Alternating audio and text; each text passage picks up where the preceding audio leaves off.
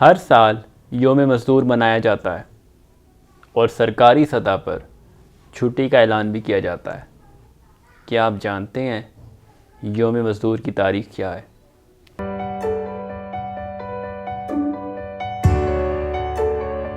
تاریخ کے اوراق پلٹیں تو ایک بھیانک اور دردناک حقیقت افشاں ہوتی ہے۔ 1 مئی عالمی سطح پر محنت کشوں کو خراج تحسین پیش کرنے کے لیے منایا جاتا ہے۔ یہ دراصل 1886 میں شکاگو کے اندر ان محنت کش شہداء کو خراج تحسین پیش کرنے کے لیے منایا جاتا ہے جنہوں نے اپنی جان کی بازی لگا کر مزدوروں کے لیے 8 گھنٹے کا وقت مقرر کروایا۔ ظلم کے خلاف کھڑے ہونا ایک فطری عمل ہے۔ جب بھی ظلم بڑھتا ہے مظلوموں کی تعداد بھی بڑھتی ہے اور اس ظلم کے خاتمے کے لیے لوگ اکٹھے بھی ہوتے ہیں۔ دراصل دنیا میں جو قدرت کا قانون ہے وہ برابری پر قائم ہے، لیکن جب چند طاقتور سرمایہ دار اور کیپٹلسٹ ذہنیت کے لوگوں نے طاقت کو پروموٹ کرنے کے لیے، سسٹین رکھنے کے لیے جب ایک نظام میں طبقاتی تقسیم کی لکیر کھینچ دی، تب مسائل پیدا ہونا شروع ہو گئے اور تب مظلوموں کو اپنا غلام بنانا شروع کر دیا گیا اور چند طاقتور لوگ حکومت کرنے لگے۔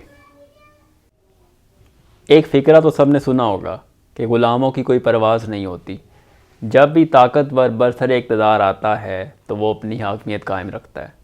یہی اس وقت ہوا تھا۔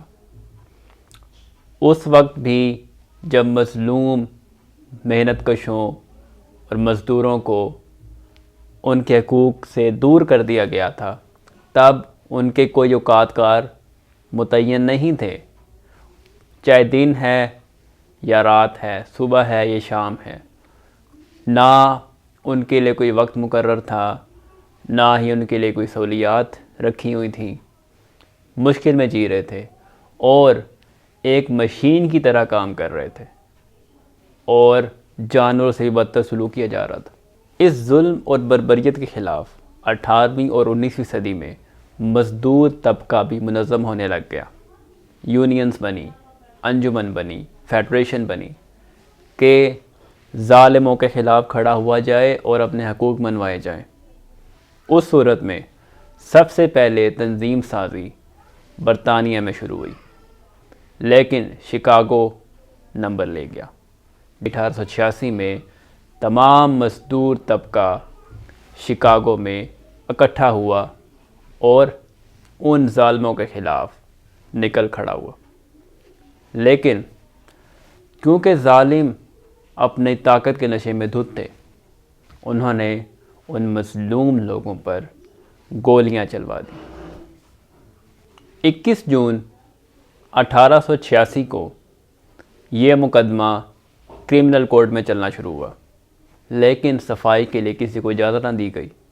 اٹارنی جنرل نے جج کو مخاطب کرتے ہوئے کہا کہ اگر ان مزدوروں کو سزا نہ دی گئی تو سماج تباہ ہو سکتا ہے۔ اسی دوران یہ حکم صادر ہوا کہ 19 اگست کو 5 مزدوروں کو تختہ دار پر لٹکا دیا جائے، اور یہ دن مزدوروں کی زندگی میں سیاہ ترین دن تھا۔ ناانصافی یہاں تک ختم نہیں ہوئی، جبکہ 11 نومبر 1887 کو مزدور رہنماؤں کو بھی تختہ دار پر لٹکانے کا سلسلہ شروع ہوا، جس میں 2 امریکی شہری، انگلینڈ، آئرلینڈ اور جرمن شہری تھے،